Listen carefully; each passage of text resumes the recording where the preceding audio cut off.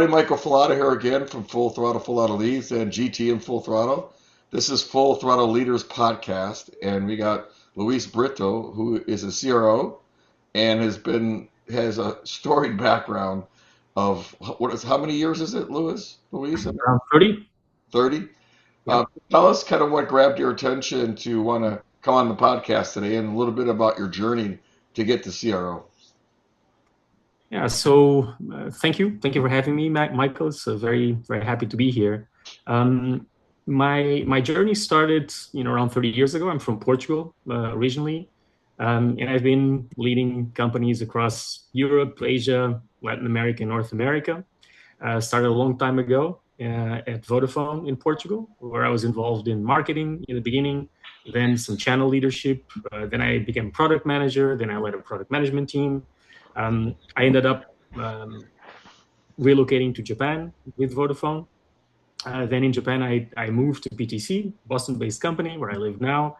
And I spent the next roughly 15 years at PTC, working also across a number of customer-facing roles, so professional services, customer success. I led cloud business operations at PTC, commercial leadership around the world, really. So I spent around 10 years in Asia, so 5 in Japan, 5 in China, working across the region, so Taiwan, Korea.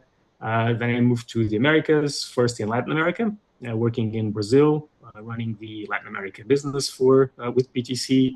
A lot of emphasis on services and large PLM deployments, and then ended up in North America and the US.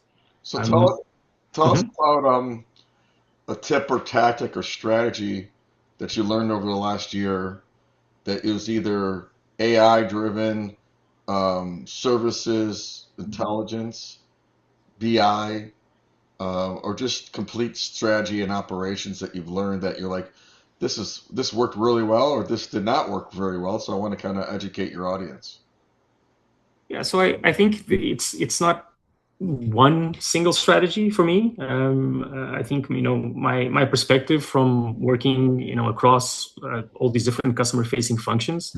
Lately at Alplan, I'll talk a little bit about that, which is my latest experience as CRO. I think what really makes the difference is commercial architecture rather than one single strategy, right? I think the main change today, I mean, not just today, for the last 5 to 10 years that I've experienced is the concept of commercial architecture that essentially is the alignment of strategy, go to market, people, processes, data governance around the customer journey so that they work as one integrated commercial system, right? And that's really what drives growth is seamless execution that delivers a common customer experience, a consistent, right, customer experience so that customers essentially experience your company and not just one department in the company or different departments that have different experiences overall, right? And that's really the key thing. Um, why is this important? Yeah, go ahead. Yeah, why is this important, right? When you look at it, so products are converging faster than ever, right? So it's really hard to achieve product differentiation and sustain it, right? Even when you achieve it, somebody comes in, competitors, and they copy you, they do what you do, and sometimes they do it better, right? On the other hand, customers have unlimited access to information, right? So it's harder to buy. I mean, there's buying committees are larger, there's more decisions to be made. And now with AI, at the tip of the hand, you can have very, very fast access to knowledge. So it's essentially democratized and so there's a lot more scrutiny over everything that gets purchased, right? So B2B, and I think that's something that Yeah.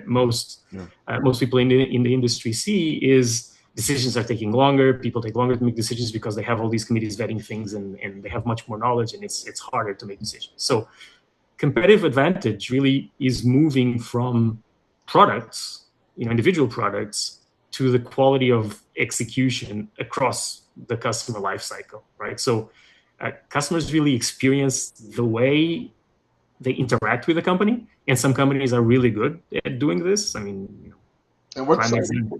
what size companies did you find that you're very comfortable in? Are they large companies, and how big are the sales teams that you in the revenue teams that you're managing or you have managed? Well, when maybe two aspects to your question, right? I think it doesn't have to be large companies that deliver a good or an excellent customer experience. There's all sizes of companies that do that when they focus on it.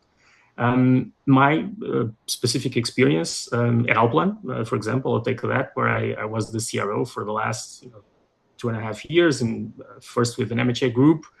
I was managing a go-to-market team of around 240 people, and that included sales, customer success, revenue operations, account management, SDRs, professional services, and technical support.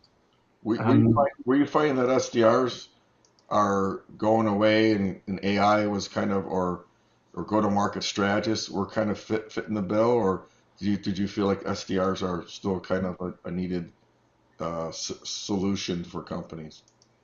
We created SDRs at Alplan, right? I think that answers your question. They didn't exist. So when I came in, the way the sales team was organized was around the kind of the multifaceted sales rep. So a sales rep would do everything, would acquire new customers, would qualify pipeline, would manage existing customers, right? Would do a lot of that.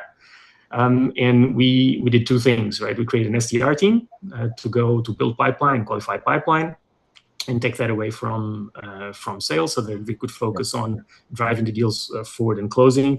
And we also specialized the sales team and built and organized the team so that a portion of the team was focused on new customer acquisition, and another one was focused on account management and account growth, right, growing existing customers. And how many meetings would you say that the SDRs were scheduling per month per person? Well, it really changed versus based on the different geos that we were working towards, but we were asking folks to go out and do around 50 meetings per week. That's what we were looking for. Wow. Yeah. That's what we were. They were reaching that? That's what we're trying to get to. And we had instances of people achieving that in places where they were still not there, but we were making good progress towards it. Yeah. Okay. And so you've left Alplan and you're looking for your next venture, right? Yes, I left Alplan, and I took some time to rethink and looking for my next venture. So tell us how, if somebody's watching this, like, how can they help you, right? I mean, the whole thing here is to talk about what you learn, what works, what doesn't, but also, we might know someone that knows somebody that knows somebody that you would be a good fit for. So who could we introduce you to? Look, I'm really looking to help companies, right? It's not so much about helping me, but how can I help others?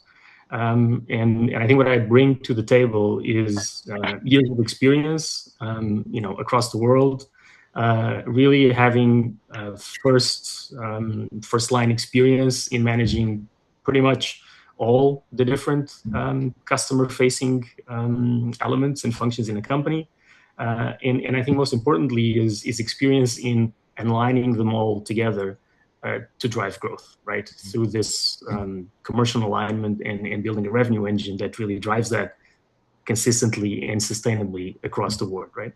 That's what I do. That's what I like to do. And whoever is interested in whatever company is interested in doing that and going through that transformation, that's what I would be interested in. Is there a particular industry that you'd like to stay in? I mean, I'm in software. I'm lately. I mean, I've my main experience. I worked in telco. I worked in industrial software (PTC) for many years. Then AECO, so architecture, engineering, construction with Alplan. Yeah. I would like to keep, either in these industries or adjacent, but I'm open to others, of course. I mean, What have you found that, obviously I do the whole lead generation, top of funnel GTM approach. What have you found in your last couple of companies? What type of messaging works, or what type of strategies work? Like for me, I was using LinkedIn, email, roundtables, masterminds, podcasts, scraping other events, partnering up with people that have big LinkedIn presence and then teaming up with them and using their LinkedIn to kind of grow a joint adventure roundtable, either at an event or on a Zoom. So have you found certain things that worked really well for you to kind of drive revenue, especially on top of funnel? I mean, we did a lot of that. All that's important. I would say, things that you didn't say that we still found very powerful are, face-to-face events. Oh yeah, Being that was in that. present. That was that whole thing of setting meetings before you go to the event. That was Yeah, that's I meant to mention that because that's important. Live events, but having people already set up to go meet with you. yes, Because that's really a good. lot of people go to these events and they're like stand behind a booth. Hey, what do you do? Hey, what do you do? You got no clue what they do, and you're standing behind a booth. That's not strategic, you know. Right. So did Live you find live events as kind of one of the? live events, industry events, where you show up with with a tailored message Yeah. to that audience, right? And you really focus on the the value drivers and the business drivers of them, and you have people that can speak to the attendees and bring credibility. They're really really good, especially for new customers, right? Because you're showcasing what you do in an environment where people are there to learn, right? They're interested, they want to know about it, and it's a place where you can show credibility and add a lot of value, and it starts the journey, right? It's for some customers is the way they interact with us. It's the way they first start to know us. This is also something that it's different from geo to geo. In Europe is tremendously important. I think in Asia, Middle East, also tremendously important. Showing up and being there, having that physical presence is really really it made a difference for us. And what's the best way to reach you? We have your email on this on your name here on your tile, your video tile. Is there Mhm. any other ways that people should reach out to you and either network with you or talk about opportunities? Email and LinkedIn, right? I think those are the easiest ones. I can always take a phone call as well. My Yeah. contacts are on LinkedIn, and that's the easiest way. Cool. Well, I appreciate you being on the show today, and look forward to having you on some of my roundtables. Hopefully, you're joining the one today. Thank you Thank for being here, and I'll certainly join. Yeah.